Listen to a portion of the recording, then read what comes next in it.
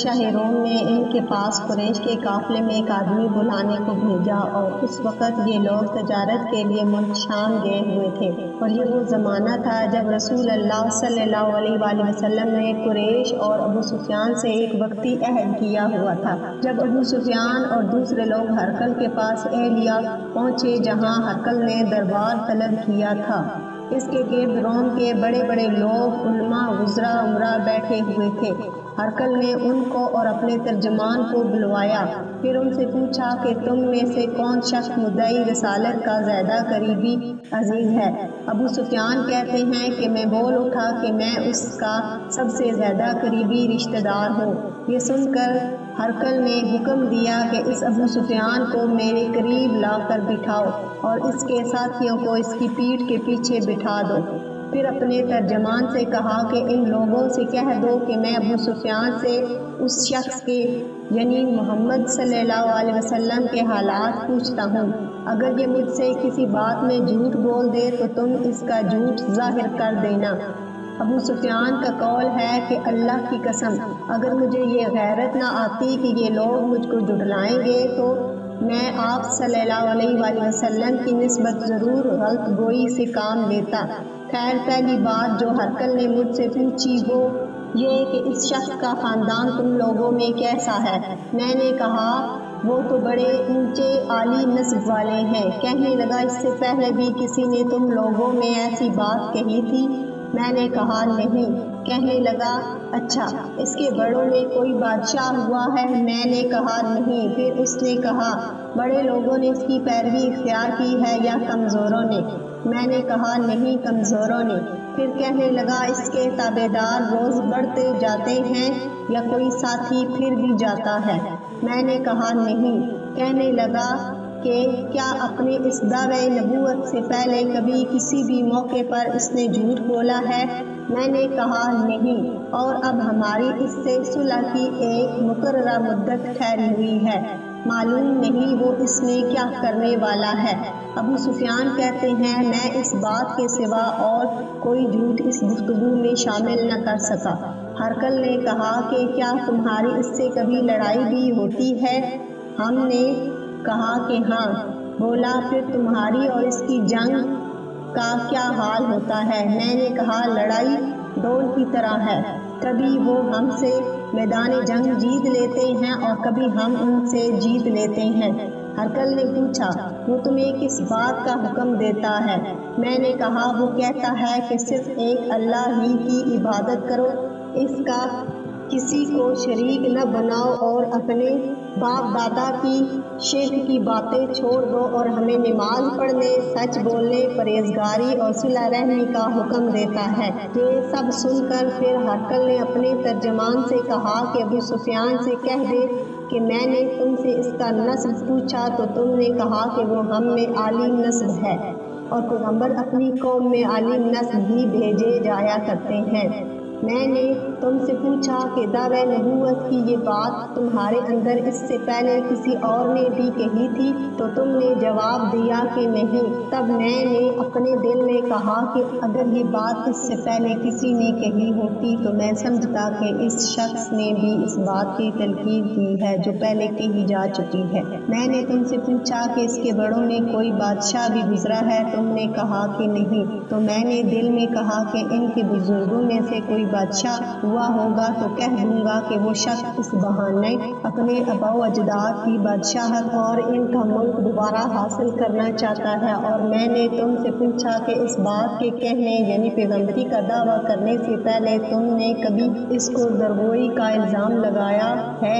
تم نے کہا کہ نہیں۔ تو میں نے سمجھ لیا کہ جو شخص آدمیوں کے ساتھ درگوئی سے بچے وہ اللہ کے بارے میں کیسے جھوٹی بات کہہ سکتا ہے۔ اور میں نے تم سے پوچھا کہ بڑے لوگ اس کے پیروکار ہوتے ہیں یا کمزور آدمی؟ تم نے کہا کمزوروں نے اس کی اتباع کی ہے، تو دراصل یہی لوگ پیغمبروں کے متبعین ہوتے ہیں۔ اور میں نے تم سے پوچھا کہ اس کے ساتھی بڑھ رہے ہیں یا کم ہو رہے ہیں؟ تم نے کہا کہ وہ بڑھ رہے ہیں، اور ایمان کی کیفیت یہی ہوتی ہے حتیٰ کہ وہ کامل ہو جاتا ہے، اور میں نے تم سے پوچھا کہ آیا کوئی شخص اس کے دین سے ناخوش ہو کر مرتد بھی ہو جاتا ہے؟ تم نے کہا نہیں۔ تو ایمان کی خاصیت بھی یہی ہے، جن کے دلوں میں اس کی مسرت رچ بس جائے وہ اس سے لوٹا نہیں کرتے۔ اور میں نے تم سے پوچھا کہ آیا وہ کبھی عہد شکنی کرتے ہیں؟ تم نے کہا نہیں۔ پیغمبروں کا یہی حال ہوتا ہے، وہ عہد کے خلاف ورزی نہیں کرتے۔ اور میں نے تم سے کہا کہ وہ تم سے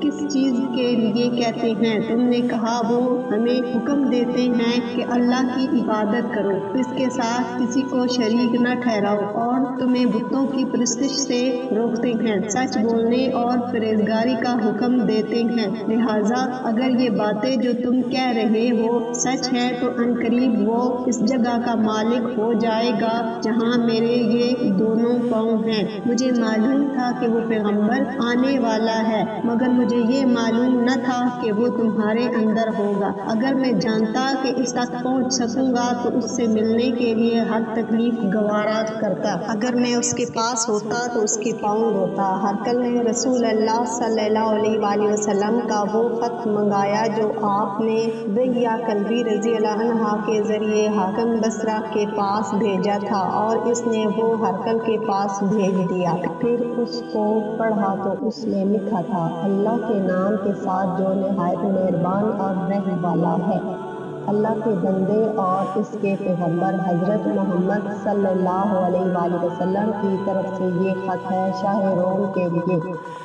اس شخص پر سلام ہو جو ہدایت کی پیروی کرے۔ اس کے بعد میں آپ کے سامنے دعوت اسلام پیش کرتا ہوں۔ اگر آپ اسلام لے آئیں گے تو دین و دنیا میں سلامتی نصیب ہوگی، اللہ آپ کو دوہرا ثواب دے گا، اور اگر آپ میری دعوت سے روگردانی کریں گے تو آپ کی رعایا کا گناہ بھی آپ پر ہی ہوگا۔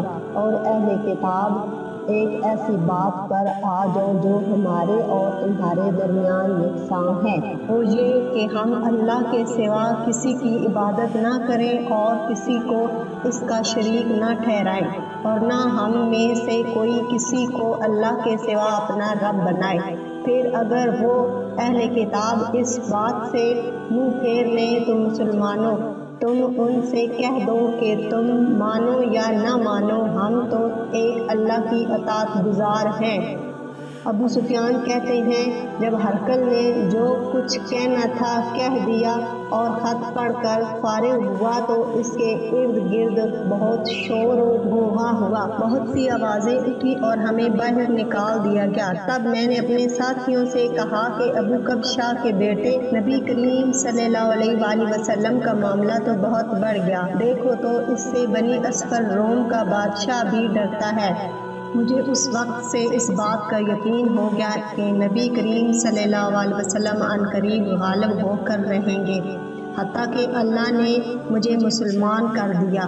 راوی کا بیان ہے کہ ابن ناطور ایریا کا حاکم ہرقل کا مصاحب اور شام کے نصارہ کلاٹ پادری بیان کرتا تھا کہ ہرقل جب ایریا آیا ایک دن صبح کو پریشان اٹھا تو اس کے درباریوں نے دریافت کیا کہ آج ہم آپ کی حالت بدلی ہوئی پاتے ہیں، کیا وجہ ہے؟ ابن ناطور کا بیان ہے کہ ہرقل نجومی تھا، علم نجوم میں وہ پوری مہارت رکھتا تھا۔ اس نے اپنے ہم نشینوں کو بتایا کہ میں نے آج رات ستاروں پر نظر ڈالی تو دیکھا کہ ختنہ کرنے والوں کا بادشاہ ہمارے ملک پر غالب آ گیا ہے، بھلا اس زمانے میں کون لوگ ختنہ کرتے ہیں؟ انہوں نے کہا کہ یہود کے سوا کوئی ختنہ نہیں کرتا، سو ان کی وجہ سے پریشان نہ ہو۔ سلطنت کے تمام شہروں میں یہ حکم لکھ بھیجیے کہ وہاں جتنے یہودی ہوں سب قتل کر دیے جائیں۔ وہ لوگ انہی باتوں میں مشغول تھے کہ ہرقل کے پاس ایک آدمی لایا گیا جسے شاہ غسان نے بھیجا تھا۔ اس نے رسول اللہ صلی اللہ علیہ وآلہ وسلم کے حالات بیان کیے۔ جب ہرقل نے سارے حالات سن لیے تو کہا کہ جا کر دیکھو وہ ختنہ کیے ہوئے ہے یا نہیں۔ انہوں نے اسے دیکھا تو بتلایا کہ وہ ختنہ کیا ہوا ہے۔ ہرقل نے جب اس شخص سے عرب کے بارے میں پوچھا تو اس نے بتلایا کہ وہ ختنہ کرتے ہیں۔ تب ہرقل نے کہا، یہ ہی محمد صلی اللہ علیہ وآلہ وسلم اس امت کے بادشاہ ہیں جو پیدا ہو چکے ہیں۔ پھر اس نے اپنے ایک دوست کو رومیہ خط لکھا اور وہ بھی علم نجوم میں ہرقل کی طرح ماہر تھا۔